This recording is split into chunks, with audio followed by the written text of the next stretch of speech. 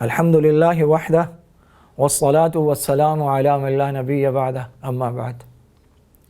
پاکستانی عوام اس وقت مہنگائی کے سمندر میں غوطہ-زن ہے۔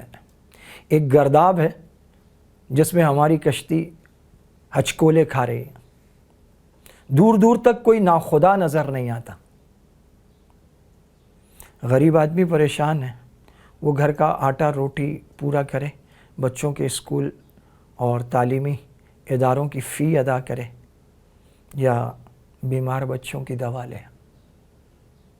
گھروں کا کرایہ، بجلی کے بل، گیس کے بل، صحیح معنوں میں ہمیں ایسا کر دیا گیا ہے کہ بس ہمیں اپنی ڈال دی گئی ہے کہ ہم اس گرداب سے باہر ہی نہ نکل سکیں، کہ ہم یہ سوچیں کہ عالمی سیاست کیا ہے، عالمی سامراج کا ظلم کیا ہے۔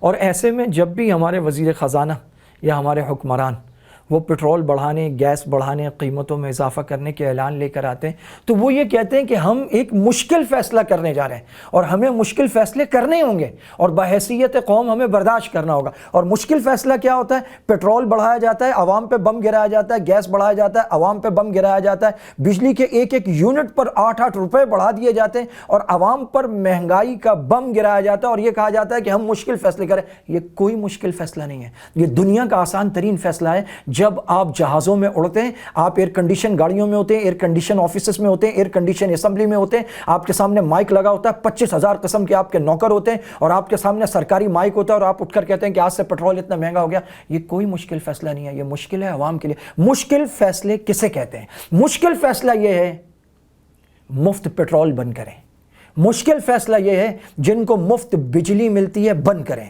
مشکل فیصلہ یہ ہے کہ جنہیں ٹی اے ڈی اے ملتا ہے اسے بند کریں، مشکل فیصلہ یہ ہے ٹرینوں کے مفت پاس بند کریں، جہاز کے مفت پاس بند کریں، وی آئی پی لانچ بند کریں، 8-8 ہزار اور 3-3 ہزار اور 313 کے جو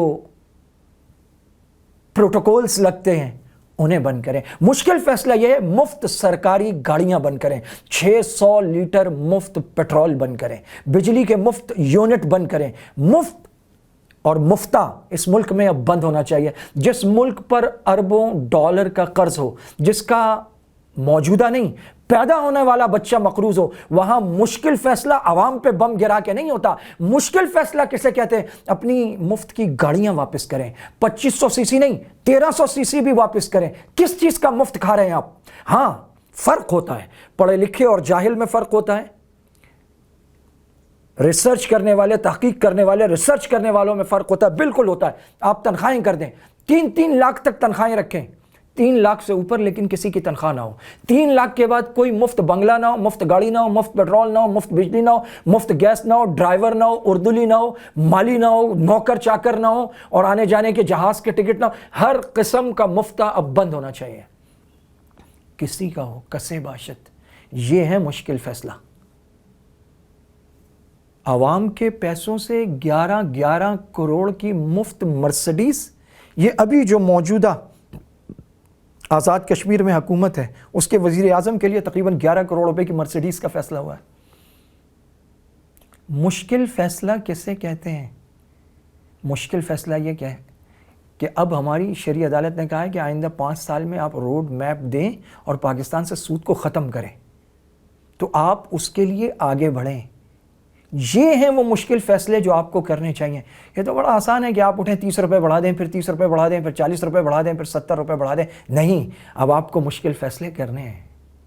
بند کیجئے یہ ایکڑز پر پھیلے ہوئے گورنر ہاؤس، ایکڑز پر پھیلے ہوئے وزیر اعظم ہاؤس، صدر ہاؤس، ایکڑ پر بنی ہوئی ڈی سی کی عمارتیں۔ یہ انگریز دور کی یادگار ہیں، جب انگریز وائسرائے ہوتا تھا اور اس وائسرائے کے نیچے آفیسرز ہوتے تھے اور 200 ملازم ہوتے تھے اور وہ بر صغیر ایشیا، پاک و ہند کو اور بنگلہ دیش، یہ ساری کی ساری سرزمین اسے غلاموں کی طرح ٹریٹ کرتے تھے۔ اب دور بدل چکا ہے اور یہ زیادہ دیر اب چلے گا بھی نہیں، یہ زیادہ دیر اب نہیں چلے. لوگ اب یہ دیکھتے ہیں کہ ہمارا پیسہ کہاں جا رہا ہے، ہمیں صحت پر کتنا لگتا ہوا نظر آ رہا ہے، تعلیم پہ کتنا لگتا ہوا نظر آ رہا ہے، ہماری پیٹرول کی سبسڈیز ختم کی جا رہی ہیں، تو پیسہ آخر کہاں جا رہا ہے، یہ سود کس نے لیا، اور 4,000 ارب قرضوں کی واپسی اور انٹرسٹ پہ سود کے واپس کرنے پہ لگایا جا رہا ہے. یہ قوم اب زیادہ دیر اسے برداشت نہیں کرے گی، اور قوم کو بھی اب شعور پکڑنا چاہیے. ہم نے اللہ اور اس کے رسول سے جنگ کا جو یہ راستہ اختیار کیا ہے، اور سچی بات ہے یہ عوام نے اختیار نہیں کیا، جنہوں نے اختیار کیا انہوں نے اختیار کیا.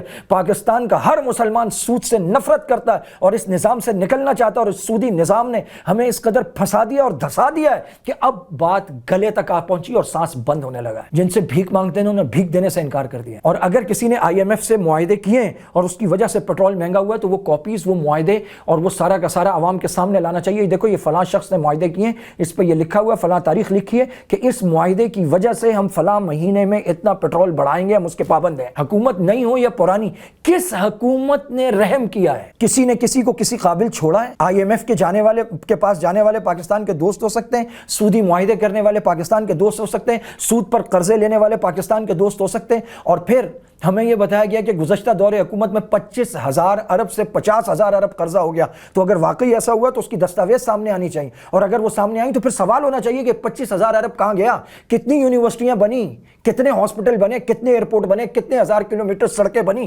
کیا یہ قوم منہ میں انگلیاں ڈال کے خاموش بیٹھی رہے گی، سوال نہیں کرے گی؟ یہ ملک ہمارا ہے، کلمے کے نام پہ بنا ہے، اسے امت مسلمہ کی قیادت کے لیے لیا تھا. اس لیے نہیں لیا تھا کہ یہاں پر 22 کروڑ عوام کو قرضوں کے دلدل میں پھنسا کر اور ان کے اپنے گھروں کے مسائل کے گرداب میں دھسا کر زندہ درگور کر کے مار دیا جائے. اللہ رب العزت ہمیں یہ توفیق عطا فرمائے کہ ہم حق کے لیے آواز اٹھانے والے ہوں، درست بات کو درست جگہ تک پہنچانے والے ہوں.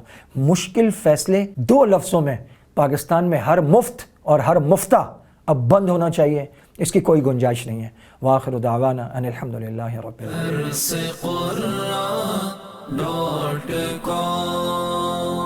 www.darsequran.com